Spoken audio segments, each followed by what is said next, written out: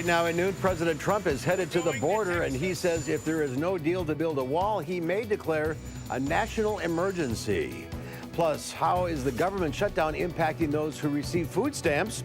And it's that time of year again. We'll let you know when and where you can see the Eagles soar over Wisconsin. This is News 3 at noon.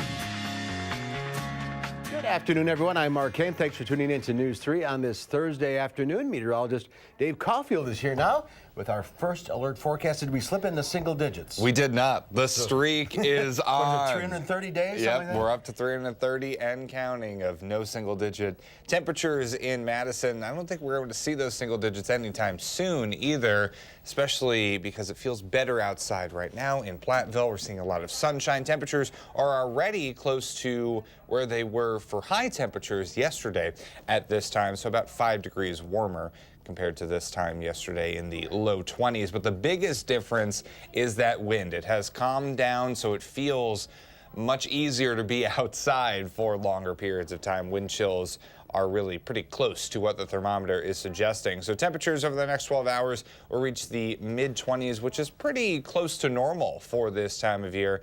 And then they will kind of dance in the teens and upper 20s, or lower 20s, I should say. So we're staying pretty close to normal, seasonably cold over the next couple of hours. As we head into tomorrow, temperatures are in the 30s. I'll talk about the possibility of a couple of flakes of snow in your first alert forecast. It's nice without the wind. Oh, it is such a big difference. The single digits with the wind chill. Yes, not good. Not good. All right, Dave, we'll see you in a few minutes. Topping the news today, Wisconsin Assembly Republicans are outlining their priorities to Democratic Governor Tony Evers. Assembly Republicans delivered a letter to Evers today saying they want to work together on a number of issues like cutting income taxes, increasing funding for public schools, and reducing borrowing to pay for roads. Republicans say the first bill they intend to pass is a state-level guarantee that people with pre-existing conditions cannot be denied insurance. Evers has many of the same priorities, but supports different measures to achieve those goals.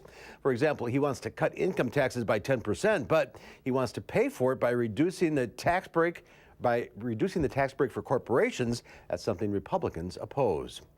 It's day 20 of the partial government shutdown, and the president is headed to Texas to share why he wants to build a border wall. The president says he wants Congress to approve funds for the wall, but if lawmakers won't, he'll declare a national emergency and use money from the military to build the wall. A deal with Congress does not appear likely anytime soon. The president wants $5.7 billion for the wall. Democrats say they won't support it. I haven't done it yet. I may do it. If this doesn't work out, probably I will do it. I would almost say definitely. There's a better way, a more effective way to protect, to secure our borders, and that is what the debate should be about. Some Republican senators say they want to see the government reopen first and then deal with border security. The House continues to vote on separate bills to reopen closed government agencies one by one. Senate Majority Leader Mitch McConnell says he will not allow a vote on any bill that doesn't have the support of President Trump. Food banks are gearing up to serve more people since many government workers might not get their next paycheck. The USDA also announced food stamp funding will only last through the end of February, which means even more people could turn to the food banks. So if you are someone in need of help, you can give Dane County 211 a call, and someone there can set you up with the food pantry closest to you. Department of Corrections staff logged $50 million in overtime last year. An internal revenue review shows that the overtime at the state's adult correctional institutions increased by $7 million from 2016. Those expenses were not available for 2017. The overtime is largely caused by staffing vacancies. A spokeswoman for the DOC says the state's low unemployment rate contributes to the agency's difficulty in retaining workers. The state saw an unemployment rate at or below 3% for most of last year. And the Milwaukee Brewers reportedly signed former LA Dodgers catcher Yasmani Grandal. The one-year deal worth more than $18 million. Brewers fans might remember Grandal for some of his defense miscues against Milwaukee in the last National League Championship Series when he allowed several wild pitches, but he is known more for his hitting. He hit 20 home runs each of the past 3 seasons. He's expected to take over as the Brewers' starting catcher. And when it comes to Miller Park, Billy Joel plans to play a show there this April, the concert April 26th. Pre-sale tickets for American Express card holders go on sale Monday at 10 a.m. General public tickets are on sale January 18th. The DNR is counting a record number of bald eagle nests across the state. This year, the DNR counts nearly 1,700 functioning nests in its aerial survey. That's up more than 100 from last year, and experts say that number should continue to grow. So far, the DNR has found nests in 71 of 72 counties here in Wisconsin. And that includes Walworth County, with its first documented nest in at least a half a century. And if all goes well, 3 eagles could be released back into the wild during the Sauk Prairie Eagle Watching Days. That happens next Saturday, January 19th at the VFW Park, starting at 1 o'clock in the afternoon. Other eagle watching events are happening in the Fox Valley area on January 26th and Prairie du Chien during the last weekend of February. You can search bald eagle watching on the DNR's website for all of the details. Magnificent sight indeed. There's more to come on News 3 at noon. I'm next. We'll see what Howard's working on in the Mr. Food Test Kitchen. Don't give up on your New Year's resolution just yet, cause today's recipe is tasty and good for you.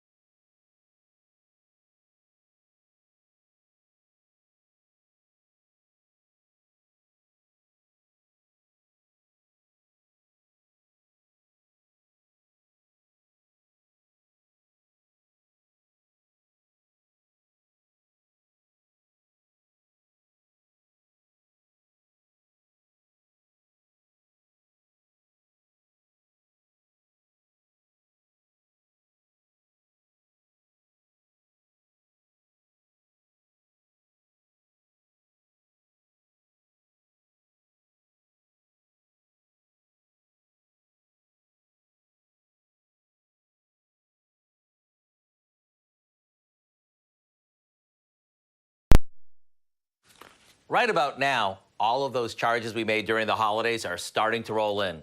So since many of us are going to be tightening our belt for the next few weeks, we've got a go-along that is budget-friendly, quite tasty, and packed with nutrition. We begin by coarsely cutting some cabbage and placing it in a large pot, along with a chopped onion, a bit of salt, and about a cup of water. We cover it and let it boil for a few minutes, and once it does, we drain it and place it back on the stove and stir in a can of condensed cream of mushroom soup, some milk, a pinch of salt and pepper, along with a jar of chopped pimentos that we've drained really well. Now we let it simmer until the cabbage is tender and the flavors come together. And with cabbage being one of the most reasonable and healthy veggies in the produce aisle, it's just what we need this time of year. And when you pair this creamy side dish with a budget-friendly main dish, you'll know why we love this so much. It's economical and it's big on taste. So go online and grab the recipe for our cream cabbage, so you'll have it on hand before any more holiday bills show up in your mailbox. I'm Howard in the Mr. Food Test Kitchen, where today we found a thrifty way for you to say, ooh, it's so good. All right, Howard, thank you. The sun is out today, but we could see some flurries, maybe even a light snow developing tomorrow. Dave Caulfield's got the details in our first alert forecast coming up.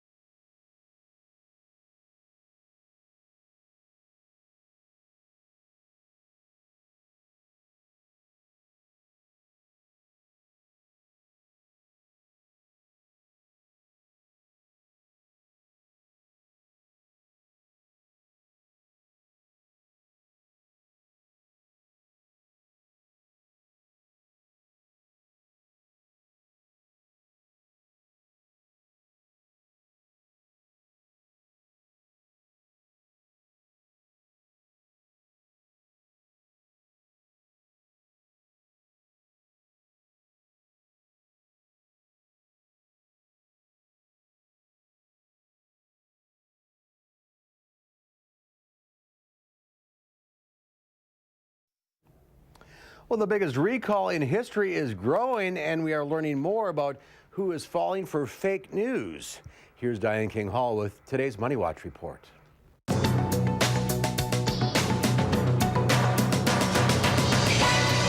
After 4 days of gains, Wall Street started today's session lower as investors curbed their enthusiasm. Retailers buckled under pressure following some disappointing holiday numbers. More than 1.5 million Toyota vehicles are being recalled. The Japanese automaker says it is calling back another round of cars linked to potentially deadly Takata airbags.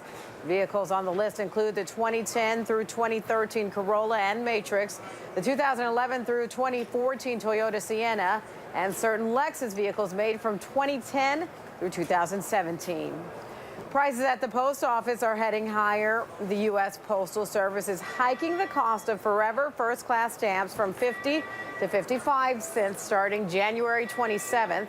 Priority mail prices will jump by about 5.9%. Postcard rates, however, will remain the same. Now, the Postal Service suffered a loss of $3.9 billion in 2018, even though package deliveries increased. A new study suggests that older Facebook users are more likely to spread fake news. Researchers at Princeton University and NYU found that Facebook users older than 65 shared 7 times more misinformation during the 2016 presidential campaign than users ages 18 to 29. More than 90% of users did not spread misinformation. And that's your CBS Money Watch report. For more, head to cbsmoneywatch.com. At the New York Stock Exchange, I'm Diane King Hall. Diane, thank you. At the noon hour, the Dow Industrial's up 32 points. The NASDAQ up 5.5. Let's check in now with Q106 Farm Director Pam Yankee on this Thursday. How are you? Not bad, not bad. We've got a new Fairest of the Fair, Mark. I want to start there. She was introduced to the public last night. Her name is Megan Beekall. She's from Wrightstown, representing Brown County. It was kind of the culmination of the Wisconsin Fair Association's annual convention. Happened last night at the Chula Vista Resort in Wisconsin Dells. Now, Megan Beekall, she came from a very strong field of contestants, record-breaking 42 that were in that competition representing county fairs all across the state. But Megan is our new Fairest of the Fair. Megan Beekall, she is the daughter of Bill and Jen Beekall from Wrightstown, currently a student at UW-La Crosse, pursuing orthopedic therapy as her career option. But for 2019, she's going to be putting on thousands of miles of travel, going out to speak on behalf of county fairs and visit them all. So if you want to see more, you can pop on over to my website, fabulousfarmbabe.net, and see that young lady. So markets today, 5 a.m. this morning, the federal government in Brazil kicked out their soybean estimates. They lowered their expectations by quite a little bit, but it's still not enough to make the market happy. Corn, beans, and wheat all trending lower on the midday. We will not have a world ag supply demand report this week because of the government shutdown. So now the market is getting a bit of a vacuum as far as news and information that's available to it. Today in Chicago, barrel cheese is up 1/4 cent, 124 3/4. 40-pound block cheese up 2 at 139. The double A butter unchanged today, 223.5 per pound. So there we go. Megan Beekall on her way to seeing the state of Wisconsin one fair at a time, Mark. And I don't know, sunshine outside is about the only thing that reminds me of fair time, though. But she'll have a busy year. You're right, hitting all those county fairs.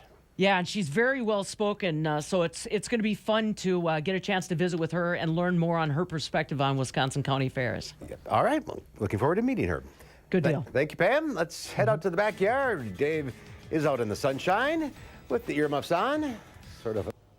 Yeah, it's still a little bit cold out here, Mark, that's for sure. But I think this forecast is pretty fair because temperatures are seasonally cold this afternoon. We have the sunshine, so that's at least some good news, and we'll be getting a little bit milder as we head into the next couple of days and for this weekend. Low temperatures this morning stayed in the double digits, as we talked about earlier in the show. So that means we did it. We kept the streak going, now up to 330 days and counting since the last single-digit temperatures in Madison. The last time the temperatures were in the single digits was a 0-degree morning temperature on February 13th of last year, so the day before Valentine's Day.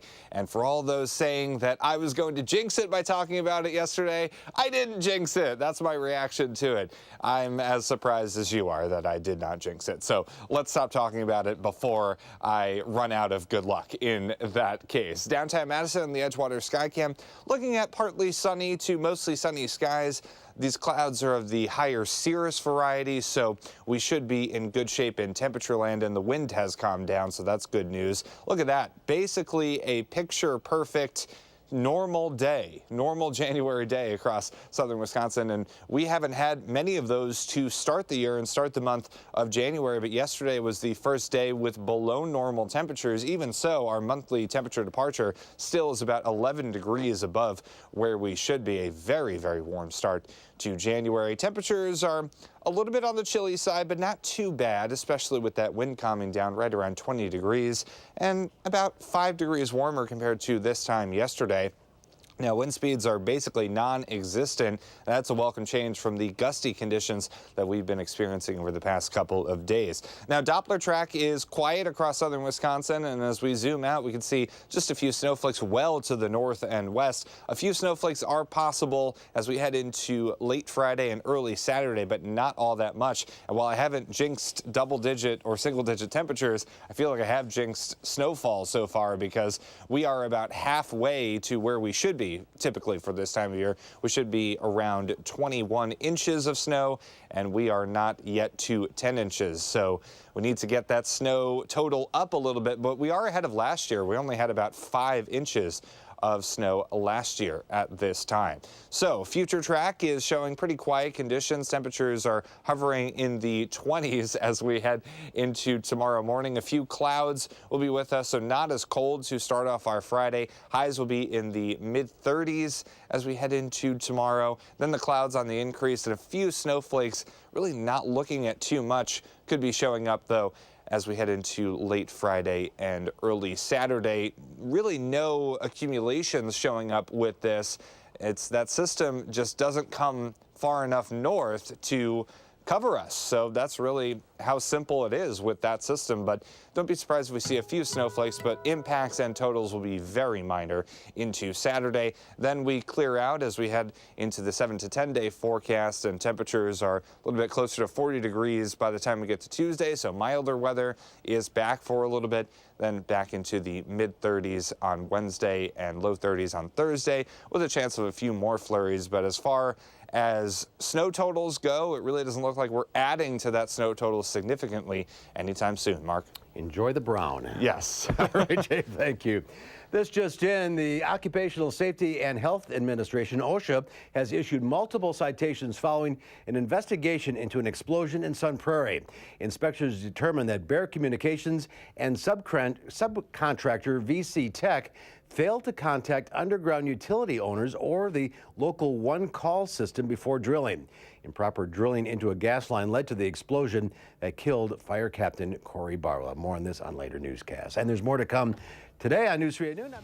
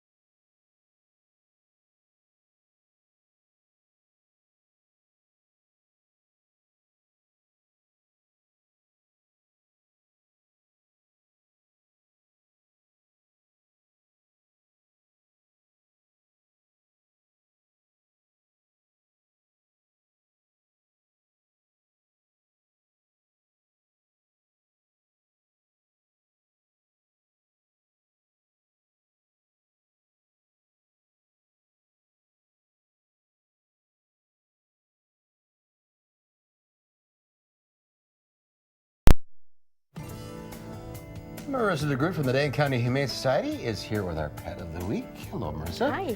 You're here with Mario. Tell us about this guy. Well, he is one big handsome dude, Yeah, he is. but he is a senior guy.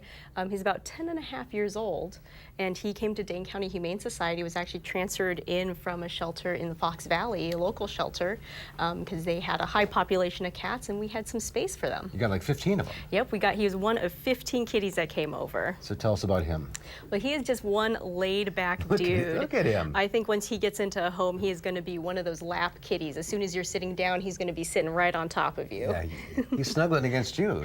Yeah, he loves to snuggle. He loves to snuggle his face in and just curl up right next to you. He's, what, 10 and a half? He's got plenty of time left. Yeah, technically a senior, but he's still kind of an active guy, but he loves to snuggle up. He loves getting brushed. Really? Yeah, very much likes that. He could probably use one right now. You can see there's a bit of hair on me. I love his mittens there. He's a great guy. Makes somebody, and gets along well with other cats, we don't think?